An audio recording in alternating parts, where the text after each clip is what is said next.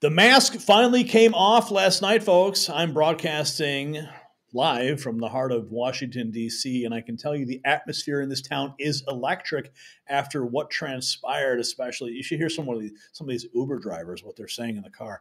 Anyway, Democrats, they revealed exactly who they are, and it wasn't pretty. When President Trump announced the capture of a certain terrorist responsible for the Abbey Gate bombing, they sat stone-faced. When he honored the family of slain NYPD Officer Jonathan Diller, they wouldn't stand. When he recognized a 13-year-old cancer survivor, they rolled their eyes. Even MSNBC couldn't defend their behavior, with one saying, I don't know who thought of the bingo signs, but they should be fired. This wasn't just disrespectful, it was un-American. And what we're seeing in Washington, it does mirror what many Americans are experiencing. Chronic pain that just won't quit. Like Democrats refusing to acknowledge America's renewed strength, many of us suffer through persistent joint pain daily. That's why I need to tell you about an incredible hack for fighting inflammation. It's not just ordinary turmeric. It's a special extract 200 times more powerful than standard varieties.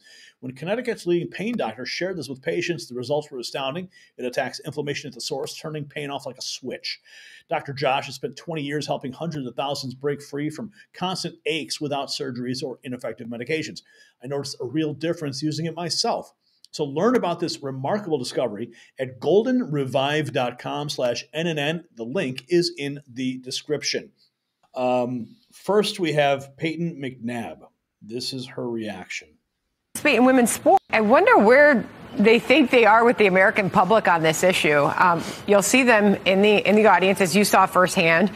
These Democrats, congresswomen who showed up in pink, specifically to protest President Trump's policies on women. As this is happening, we've got new polling from the New York Times on biological males in women's sports. And Peyton, when asked about thinking about transgender female athletes, meaning athletes who were born male and then choose to be female and participate in women's sports, only 18% think that should be allowed. Nearly 80% of respondents say that should not be allowed. So why do they think, Democrats, think that they're speaking for the people on this issue by protesting fairness in women's sports? Once again, the Democrats have proven how out of touch they really are. I mean, like you said, 80% of the country agrees with this across all party lines. So for them to be willing to die on this hill just to push this agenda is absurd. And last night, I thought that the pink suits and everyone matching was real cute when, of course, the day before, 0 Democrats voted for the protection of women and girls. And then 0 Democrats stood and applauded when I was getting recognized for my injury because, like Riley said, I mean, they couldn't be more anti-woman, and frankly, they are anti-American. They really embarrassed themselves all night, and it was honestly sad to see, but I wish I could say I'm surprised, but I'm not. I wonder. Yeah, I'm not surprised anymore. I really wasn't shocked. I was expecting a lot of the outbursts that we saw, and of course, Brian, hit the clock for me, would you? Here's Alexis Nungari. They don't stand for us as citizens. For our security. If they can't stand and applaud you and stand up for the right of innocent people like your daughter, what does that party stand for? I found it repulsive. They don't stand for anything humane. They don't stand for us as citizens. They don't stand for our security. They don't stand for honorable things that we need in this country. And it's very disgraceful to us as U.S. citizens that those are the people that we have here in Congress and House and Senate. It's disgusting. Yeah, they should all be voted out. If they don't represent the people, like, what are they doing here? Here is from David Axelrod. Wow. David Axelrod. He was Obama's chief of staff, or what was his deal with Obama? Do you remember? Yeah. He's a major Democrat operative. Yeah. So it's one thing to mine our differences. It's another thing to try and heal our differences, and that is, that's the difference between real leadership and political expediency. Would it have been healing to stand for Mark Fogel? Might have been. No, I agree. you are absolutely right. DJ Johnson. I will do what you will not. I will say, I think there were times when they should have risen. I think what Al Green did was despicable. So what Al Green did was despicable. Here's Speaker Johnson speaking about Al Green's shameful behavior. Somebody like Al Green when he pulls off a stunt like that? Well, we escorted him off the floor. He couldn't behave himself. It's quite shameful. It brought shame on, I'm sure his constituents are not proud of that tonight. But I suspect that there'll be a censure resolution brought on the floor to discipline him. We have to do that inside the House. We have to maintain decorum. Yeah.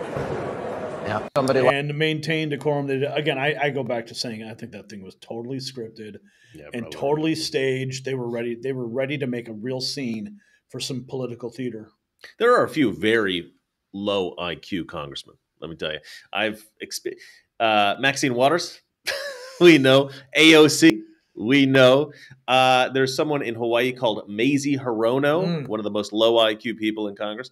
And then we got this guy, Al Green. I've heard this guy say some of the dumbest stuff. Isn't he the congressman that thought that Guam was going to tip over? No, that was Hank Johnson. Okay. Hank Johnson earns the medal for the single dumbest thing ever said by a congressman. He said that he believed that if we have too many military troops in Guam, that the island would actually capsize because the guy doesn't know how islands work. Apparently, he has the image of an island of like a 2-year-old. Right? Yeah. Here's more from Speaker Johnson's reaction. Shame on themselves. It was really shameful what the Democrats did. I mean, they really, it was quite a spectacle. They brought shame on themselves and their party. But the American people are following what the president is delivering, and they are appreciating it. And we certainly did tonight in the chamber. Yes, I think all of America did. Here's Caroline Leavitt. President Trump just announced the terrorist mastermind behind the Abbey Gate bombing, which killed 13 U.S. service members, has been apprehended and will soon come to America to face justice. Democrats did not stand or clap, and she says these are despicable people. Democrats, when President Trump makes progress towards peace in Ukraine, they have no interest in peace, only endless wars. Here we have more disgusting Democrat states seated in opposition to legislation to take down illegal revenge. You see the word on the screen there. It's sick and twisted. What is wrong with these people? Here's more. Can you imagine if that speech, this is from Kelly, she posted this. Can you imagine if that speech last night would have been given by Biden? Every Democrat would have been clapping and cheering. They didn't cheer for the sole fact that it was Trump's words. What I think about the speech is it wasn't as extreme as some of the stuff that Trump does. When Trump presents like at CPAC, his presentation at CPAC, very funny, very charming. Conservatives, people like you and me who support Trump, we've heard a lot of the stuff that was said last night. But you know who hasn't heard a lot of the stuff that was said last night? Democrat voters, independent voters. And so I think Trump pulled it back a little bit, and he wasn't as bombastic and as funny as he normally is. But I think it was the right choice because he was addressing those, 5 to 20% of Americans who I think would support Trump if they really believe that Trump was genuine in his desire to improve the country. Right now, they've been convinced that he's a con man by the left who lies to them constantly. And I think he's trying to talk to them, and I think he may have won a few of them over. I think it was a great job. I think after last night's speech, I think that it's going to move the needle even more in his direction. Mm-hmm. Yeah, exactly. I think when the Democrats pulled that stunt with Al Green and the political theater there, I'm sure there's quite a few Democrats that are embarrassed by that behavior. Oh, yeah, for sure. So let's listen to this woman here. What's she saying? That still was not good enough. Saying we want people that went to this speech last night. What did they do? Did they get together like on a call the week before and say, hey, everybody, we're not going to clap at all for the president at all? Even if we agree a little bit with what he's saying, we're not going to clap. We're going to sit here like this. We're going to pass out signs that say, you're not my king, you're a liar, you're a thief. Everyone's going to, because the Democrats love signs. We're going to hold up signs, and we're going to make our point be known. We'll stand once when President Trump walks in, but we're not going to stand at all during the night. I never thought that I would be agreeing with something that Donald Trump has said, but here we are. It doesn't matter what I do. I could find the cure for the most deadliest disease, and these people still would not care. They would not stand. They would not. It's almost like they want Donald Trump to fail. That's the impression that I got as a Democrat. It's like if Donald Trump fails for the next 4 years, we all fail. It was awful last night. You had Al Green getting dragged out of there after waving his cane, going, there's no mandate, there's no mandate. Elizabeth Warren playing on her phone all night. I can't imagine sitting in front of the president and playing on my phone. Someone came into my comments on the post that I made yesterday, and they said, you didn't leave your party left you. That just, it hit a nerve with me, because this is not the Democratic Party that I have seen in the past. This is something entirely different. Even when Donald Trump was going line by line and saying where all of the waste was, that still was not good enough. Saying, we want proof, we want to see proof, we want numbers, and they have been putting out reports every day. The reason why the Democrats are so upset is because their names are going to end up being tied to all this fraud, corruption, and wasted money. Yeah. Why else would they be so opposed to finding out the truth in spending and our tax dollars? Why would they be so upset?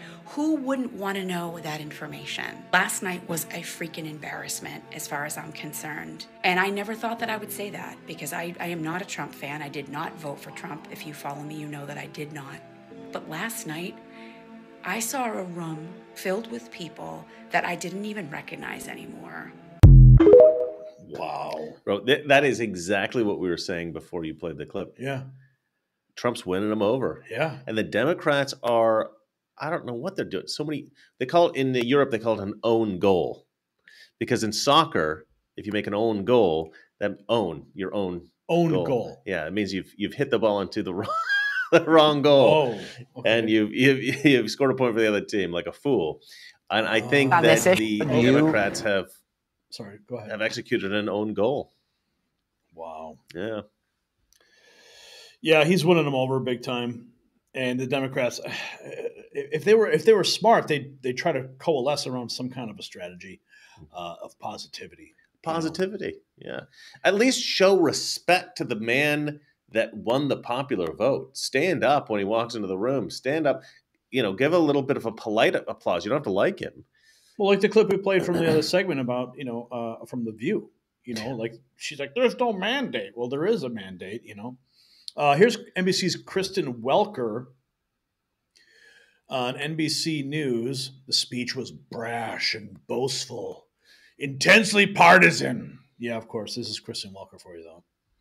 Democrats in Donald Trump's first address to a joint session of Congress since starting his second term. I am Kristen Welker in Washington, where President Trump tonight touted what he described as the swift and unrelenting action of his first 6 months in office, highlighting his administration's sweeping cuts to government, doubling down on his expansive view of executive authority, while vowing to keep pushing the limits of that authority. The speech was brash, boastful at times, intensely partisan, focused on culture war issues, and at times ripe with hyperbole. It was also the longest presidential address to Congress ever. Democrats in the hall pushing back, at times vocally, many holding signs of protest, even after being urged by Democratic leader Jeffries to maintain a dignified presence. A number of Democrats left the chamber before the address. Look at that. Musk steals. Save Medicaid. Like, what's Musk stealing? No, you got to read it in their voice. Hold on. Musk steals. Oh, my God. Save Medicaid. Oh, my goodness. That's how they say it. Oh, wow. It's an impression of all Democrats. What's he stealing? You know what she said there that really kind of annoyed me? She goes, he's pushing the limits of his presidential authority or something like that. Maybe a presidential power or something. What are you talking about? No. She said specifically that he promised to continue to push the limits. What are you talking about? What promise was that? I don't remember hearing that.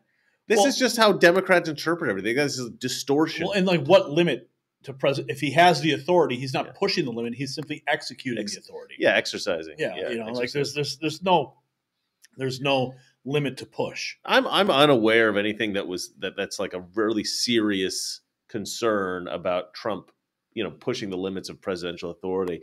But they want you to believe that he's an authoritarian dictator. This is what they've been saying for years. Yeah. They want you to believe it. Now, I have actually presented a concern that the deep state would be willing to do some pretty sinister stuff to make it look like Trump's a bad president. I don't want to. I don't know. I don't want to say that you don't want to plant any seeds. Well, I don't want to say that I believe that this is true because I really don't want to believe it. But it's possible they could do something as sinister as a terrorist attack in our country to make Trump look bad, to force him to exercise more authority, to say, like maybe something like, martial law or something. And then they say, look, he is the authoritarian. What I think is maybe more likely is that they would find a way to try to crash the economy. And then they say, look what Donald Trump has done. You should always listen to us. You should hate the conservatives. They're a disaster. Always listen to the mainstream media because we will tell you the truth. Yeah, you're watching the Raw feed on the Next News Network where we tell you the truth. Yeah. And here's Scott Jennings, speaking of truth, one of the lone voices on CNN, one of my favorite guys. Let's see what he's going to say. Paddles, which now social media is roasting. That you said false on one side. And this was a horrific night for the opposition party, regardless of how well she just spoke. It started out with Al Green getting thrown off the House floor because he couldn't keep his emotions under control. Then they had the ridiculous paddles, which now social media is roasting. That you said false on one side. And ridiculous. Elon on and the then other. finally, and maybe most terribly, the Democrats who couldn't find it in their heart to stand for objectively good things, including the 95-year-old mother of Mark Fogel and Mark, who got rescued from a Russian prison, and they couldn't even stand up for that. I thought Democrats came into this speech lost and defeated by Donald Trump, and today it looks to me like they're even more lost and even more defeated than when this speech started. Yeah, that's true. People that went. Okay, that's good analysis. Yeah, I love Scott Jennings. He's fantastic, man. When he takes, he's like a sniper. It's like you're bringing in new Democrats from the snipe. Like, come in, all right, thunk. Okay, bring in the next one, thunk. He's just great. Here's a Guy Benson on Fox. Prove him precise. Yeah, the auction paddles, the scowls, stone face. Early in the evening, Trump sort of needled the Democrats, half joking that they would never clap for anything that he said. And they proceeded to prove him precisely correct for the entire speech. It's almost like the speech was designed as a game. You mentioned a game show. Will they clap? They're like, all right, let's move to the next one. Kid with cancer. Will they clap? No. All right, here's a guy who just got into a military academy. Will they clap? No. Here's the family of someone who was tragically killed. Will they stand and acknowledge? No. It was quite a showing by the opposition party. Yeah, for some reason, when I see this clip, I think of when I was in the press room today and I saw Peter Doocy, and he was walking past me after the press conference, and I go, "There goes the Prince of Fox News." Nice. Did he respond? Yeah, he laughed. He laughed. I thought that was funny because he is kind of the Prince of Fox. He is the Prince of Fox. Yeah. I remember when I saw him there the first time when I walked into the basement of the press office, and I'm like, "What's up, man?" I took a selfie with him. That's great. Cool. That is very generous. Yeah. Let's see here. Oh, Chuck Schumer. What's he saying? Chuck Schumer knows. Gunter Eagleman saying, Chuck Schumer knows the way other Democrats acted last night was atrocious. Let's listen. Well, look, the bottom. You called it nasty. It was like 4 minutes into the speech when Congressman Al Green was yelling at the podium and he was escorted out. What was going through your head as you heard the congressman yelling? Well, look, the bottom line is lots of people are frustrated, but the best way to protest what Trump is doing what we are doing and many senators and many congressmen are doing, and that is organizing against these horrible policies of calling Social Security a Ponzi scheme and then slashing people in Social Security. That Congressman So here's Green, what we're, John, here's what we're doing. Would you rather that he not yell?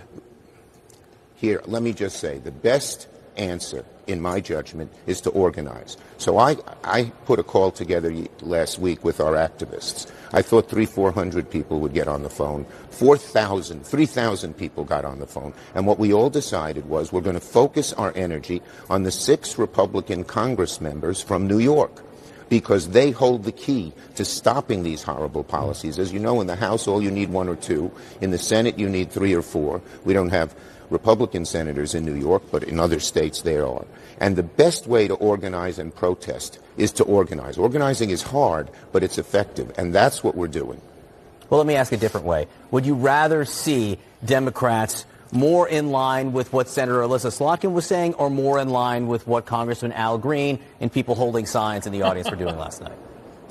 Look, I thought Alyssa Slotkin, I chose her because she is such one of our rising stars from the Midwest, won a race, knows how to talk to average folks, to working families, and she did a great job.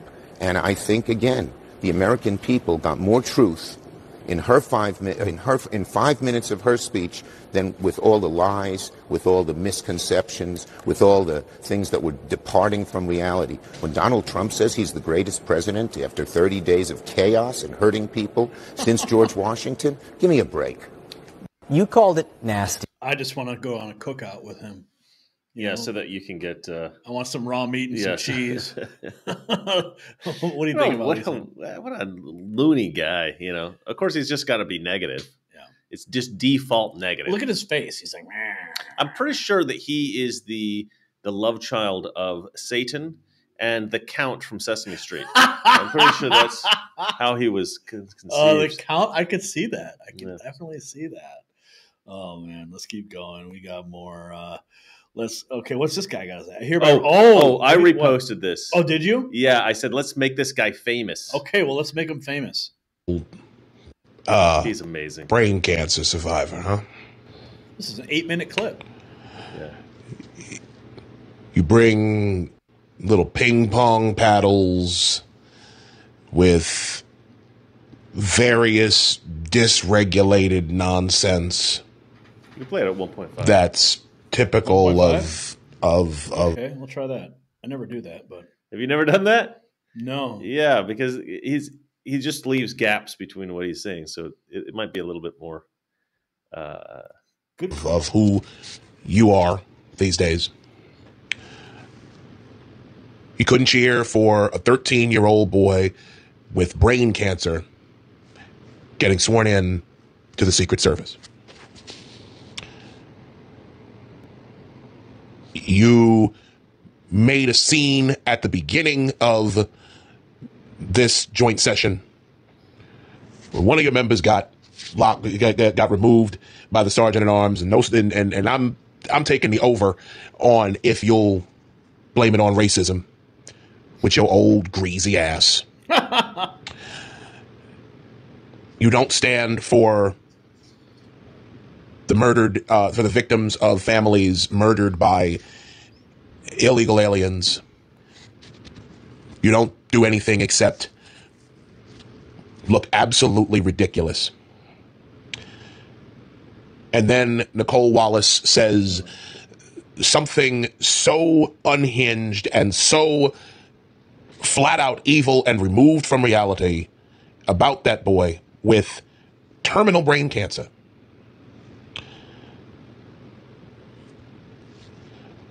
All you've done is prove exactly why I was absolutely right to renounce this motherfucking party. Whoa. This evil, state-worshiping, power-hungry, money-grubbing, war-mongering party. You deceitful brood of vipers. You're so afraid to show the least little bit of humanity. And maybe I'm feeling a little emotional because I didn't say this earlier, but a good friend, my very first friend passed away last week. I found that out. He'd been my friend for 30-some years. And I found out he passed away. So maybe I'm a little bit more emotional than I realize. Trump helped me with that speech. He helped to uplift me. Yeah, and he'll probably never see this. I don't know. But the fact that the Democrat Party, the party that I supported for many years, the fact that this party is so afraid to be seen as human They're so afraid to be to eschew, not eschew. They're too afraid to show any type of humanity. All is political. All must be subverted and subsumed by the state. You truly are a death cult now, Democrats. You are a death cult. You speak in mantras. You are ghetto. You are hood rats. You worship oligarchy. You worship war. You are now the worshipers of the altar of Mars. And we're going to have more tomorrow on Apostate Radio. Me and Nos. But it makes me sick to my stomach. Democrats, this is why I renounced you a month ago. This is why I told you that this is a party full of theater kids. This is a party that's full of people who want to look good rather than actually do good. Y'all are evil. Y'all are evil. You're sick. You are twisted. Something is wrong with you. You are demon possessed. Vile swamp creatures. Wow. Who have the audacity to think that you were more enlightened than the rest of us. Condescending fucking animals, all of you. Godless creatures. You can't stand for a child. All of the corruption, that all of the waste and everything that's been found by this administration. You can't even be happy about that. You're fucking losers. You're losers. You don't want this country to be great. That's what it is. You don't want this country to be great because the money would run out for you. The support would run out for you if this country was ever great. And that's why you want to keep us down. That's why you want to say, that's why you would say crazy, insane shit like, oh, I just hope that 13-year-old boy never has to defend the Capitol against Trump supporters. He can't even run in 2028. He can't even run.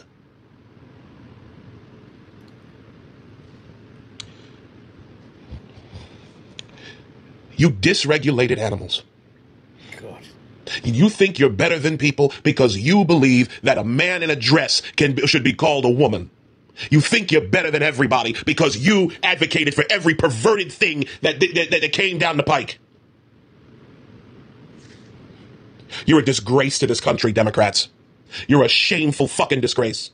Racist oligarchs. You are the party of war. You are the party of violence against women. You are the party of pure psychological and moral inversion. And I renounce you once again. Be gone from our political system, and soon. Wow. So you Isaiah Carter. Yeah. Dude. can't stand for a... That was brutal, dude. Amazing.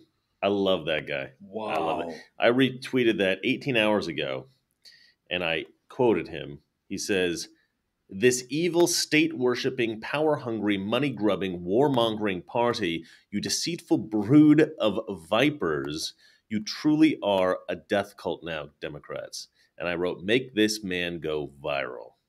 Wow. And people are making him go viral. I don't think it's because of my tweet, but they are making him go viral. He's currently got 565,000 views for that on X, 61,000 likes, 11,000 retweets, 2.2 thousand comments. I mean, this guy's a legend. Wow. What an amazing speech. Did we play this one yet? This is Scott Jennings. It's always good if Scott Jennings says something. Scott Jennings, we'll play it again. Whatever. Ridiculous. This was a horrific night for the opposition party, regardless of how well she just spoke. It started out with Al Green getting thrown off the House floor because he couldn't keep his emotions under control. Oh, you know what? Then This is a different version of that same clip. Yeah, the other clip was it was cropped tighter. in. Yeah. Scott Jennings, always a good watch for sure. Good watch. Here's Britt Hume. What's going on? What's here? Colossus. I also think it may have been the most effective. I mean, if you ever doubted that Donald Trump is the colossus, the political colossus of our time and our nation, this night and this speech should have put that to rest. The Democrats seem to be falling into trap after trap after trap as he recognized these people and celebrated the people he pointed to in the gallery and their stories, while the Democrats sat glumly on their hands through all of that. It was a terrible look. Al Green's attempt to disrupt the speech was a bad look for the Democrats. This was I think, politically speaking, this was pretty powerful stuff, as powerful as I think I've heard. Wow. So I like the word glumly. Yeah. It's an underused word. Scott Jennings' takedown of the Democrats says it all. A horrific night for the opposition party, and he's right.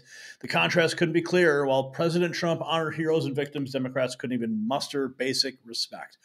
Alexis Nungari, Jocelyn's mother, called every Democrat a coward for not acknowledging families who lost loved ones. As Representative Al Green was rightfully removed for disrupting the president's speech, Speaker Johnson announced, "I suspect there will be a censure resolution." Democrats have shown they're not just the opposition party, they are the anti-American party. So here's the question every voter should be asking. If Democrats can't bring themselves to honor fallen officers, victims of illegal alien crime, or even a celebrated child cancer survivor, what do they actually stand for?